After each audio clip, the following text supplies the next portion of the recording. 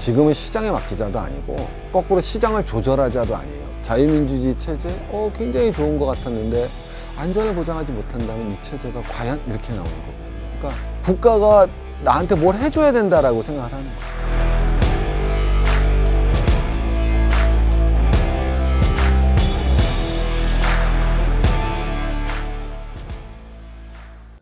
아니요, 국가의 힘은 당분간은 이게 좋은 의미는 아니에요. 나쁜 의미도 아니고 뭐냐면은 아주 단적으로 시장에 맡기진 않을 거예요.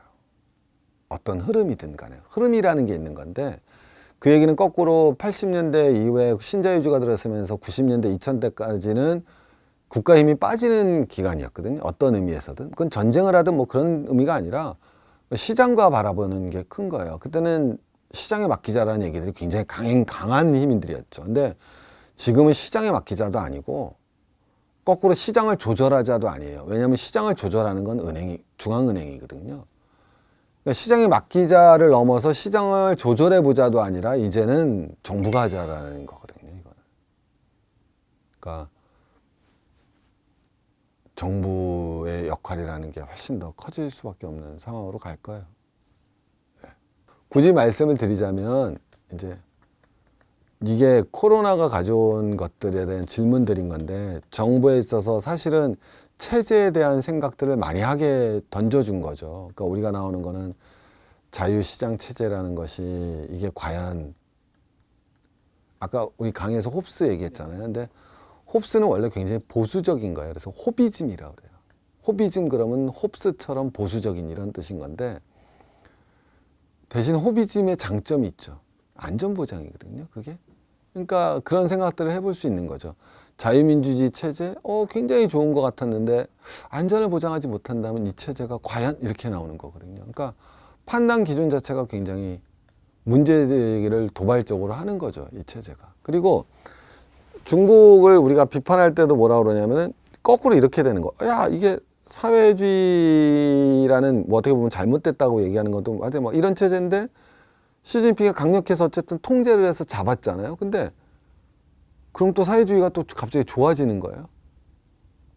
그러니까 기준점이 무엇인가? 국가가 해야 될 기준점이 무엇이고 어떤 체제에 대한 또 다른 질문들을 던져 나가는 거죠. 그건 제가 전에 트럼프 코로나 때도 말했지만 복지국가 체제가 대안인가라는 거에 대해서 그런 얘기 확 사라졌죠.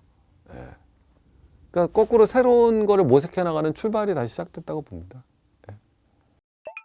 이제 이게 뭐냐면 우리가 어떤 거였냐면은 이게 이런 표현할 수 있죠. 근대 시민혁명 이후에 나왔던 것들이 국가에 간섭하지 마. 그게 자유권적 기본권이라고 얘기를 했거든요. 국가에 나 간섭하지 마. 그게 야경 국가고 작은 정부인데 근데 지금은 그게 아니라 국가가 나한테 뭘 해줘야 된다라고 생각을 하는 거예요.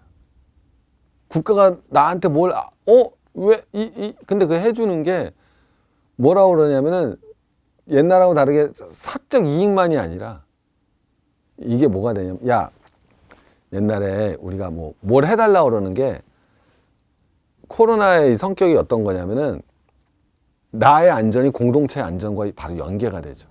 옛날에는 야, 나 돈 줘. 그러면 나한테 돈을 주면 다른 사람은 좋지가 않아요. 근데 코로나는 나를 안전하게 해주면 옆 사람도 안전해져요.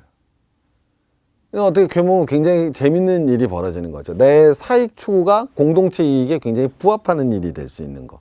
그리고 그걸 국가에다 요구하는 거. 그럼 그 국가가 그걸 받아들이는 시스템을 만드는 게 굉장히 당연하고 그게 굉장히 중요해지는 이런 일이 되는 그런 게 되는 거죠.